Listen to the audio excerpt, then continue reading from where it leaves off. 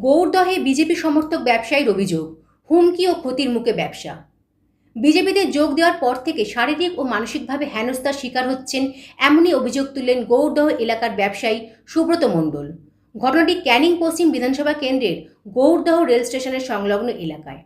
সুব্রত মণ্ডলের দাবি, তিনি 2021 সালে বিজেপিতে যোগ দেওয়ার পর থেকেই তার উপর বিভিন্নভাবে চাপ সৃষ্টি করা হচ্ছে, কখনো শারীরিক আবার কখনো মানসিকভাবে হেনস্থা করা হয়েছে বলে অভিযোগ। পাশাপাশি তার ব্যবসায়ও ক্ষতি করা হচ্ছে বলে তিনি জানান। এই ঘটনায় তিনি তৃণমূল কংগ্রেসের কর্মীদের দিকে অভিযোগের আঙুল তুলেছেন। উল্লেখ্য, সুব্রত মণ্ডল আগে তৃণমূল কংগ্রেসের সঙ্গে যুক্ত ছিলেন বলেও জানা গেছে। এদিকে রবিবার ক্যানিং পশ্চিম বিধানসভা কেন্দ্রের বিজেপির মনোনীত প্রার্থী প্রশান্ত বাহিনীর নেতৃত্বে একটি পথসভা অনুষ্ঠিত হয়। সেই সভা থেকে সুব্রত মণ্ডল বলেন, এলাকায় বিজেপি সমর্থন বাড়ছে, আগামী দিনে এখান থেকে বিজেপি ভালো ভোট পাবে, শুধু সময়ের অপেক্ষা। ঘটনাকে কেন্দ্র করে এলাকায় রাজনৈতিক উত্তেজনা তৈরি হয়েছে।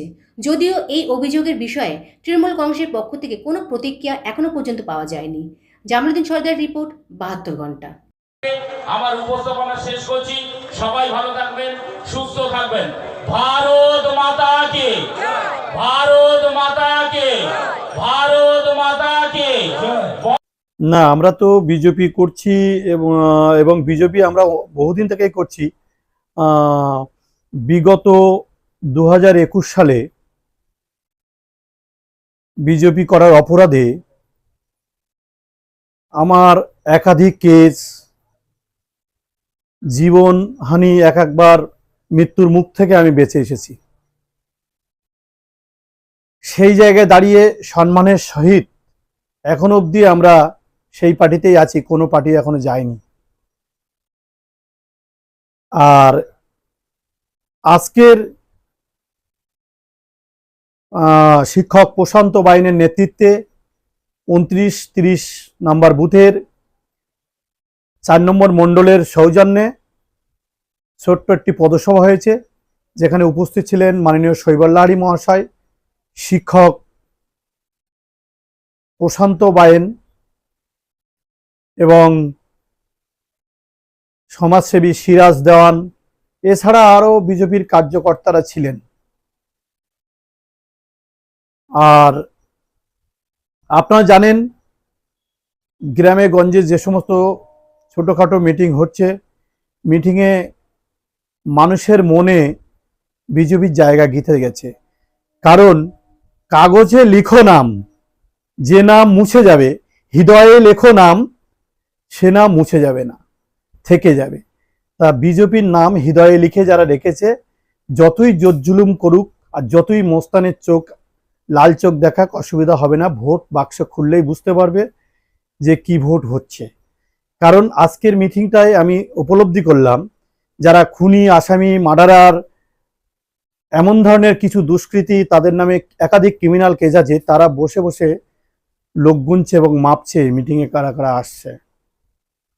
আমার যারা মার্ডার করতে এসেছিল বিজেপি করার অপরাধে, তারা বিজেপির মিটিংয়ে গিয়ে আবার ওই ঘুরঘুর করছে, এদিক সেদিক দেখছে। কারণ তারা এখনো কেসে রয়েছে, তারা এখন আসামি ধরা দেয়নি, পুলিশের খাতায় তাদের নাকি খুঁজে পাচ্ছে না, অথচ এখনো অবধি আমাকে ঠেট দিয়ে যাচ্ছে। তো এই হচ্ছে ওদের কালচার। আগামী দিনে আমরা বুঝিয়ে দেবো ভোট বাক্সে আমরা গণতান্ত্রিক পদ্ধতিতে ক্ষমতায় আসছি। নমস্কার, সবাই ভালো থাকবেন। মানুষের স্বতঃস্ফূর্ত সাড়া আছে, মানুষ চাইছে পরিবর্তন হোক। বাংলায় 15 বছরের যে শাসন, সেই অপশাসনটাকে এখানে শেষ করতে চাইছে মানুষ।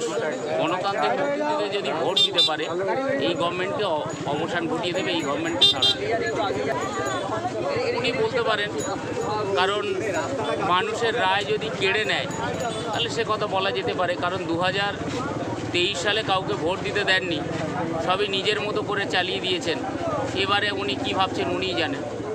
মানুষের কাছে একটাই বার্তা, মানুষ গণতন্ত্র ফিরে পাবে, তোলাবাজি বন্ধ হবে, গরিব মানুষের বিভিন্ন প্রকল্পের যে টাকা তারা সঠিক পাবে, উন্নয়ন পাবে এবং গ্রীষ্মকালে পানীয় জল পাবে এবং সোনার বাংলার একটা অংশ হিসাবে ক্যানিং পশ্চিমের মধ্যে তারা সুখে স্বাচ্ছন্দ্যে বসবাস করবে।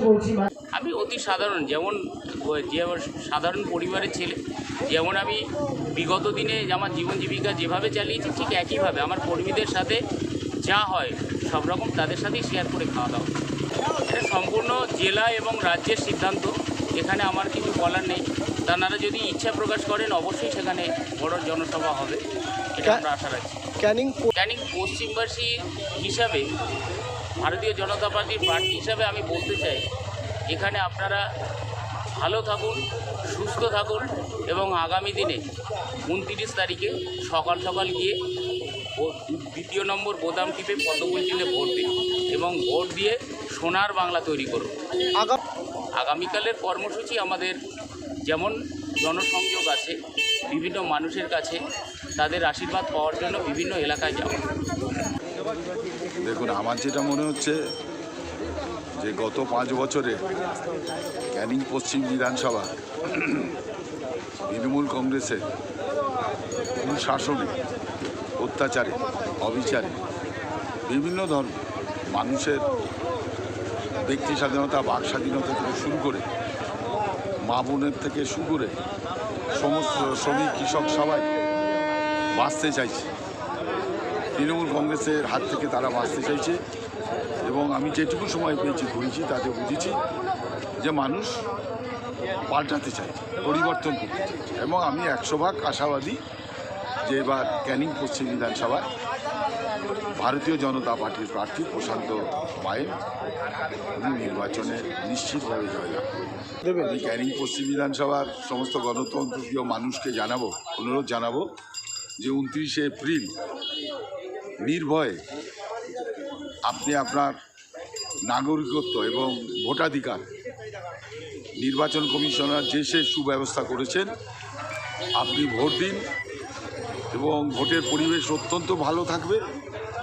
এবং আপনি প্রমাণ করে দিন যে অত্যাচার থেকে, অবিচার থেকে, সন্ত্রাস থেকে মুক্ত হতে চাই, নতুন বাংলা গড়তে চাই এবং পদ্মফুলে ভোট দিয়ে ক্যানিং পশ্চিম বিধানসভা সহ আমাদের ক্যানিং মহকুমার বহু আসনে এবার পদ্মফুলে প্রার্থীরা জয়ী লাভ করে প্রমাণ করে দেবেন যে এবার পরিবর্তনের দিন এসেছে।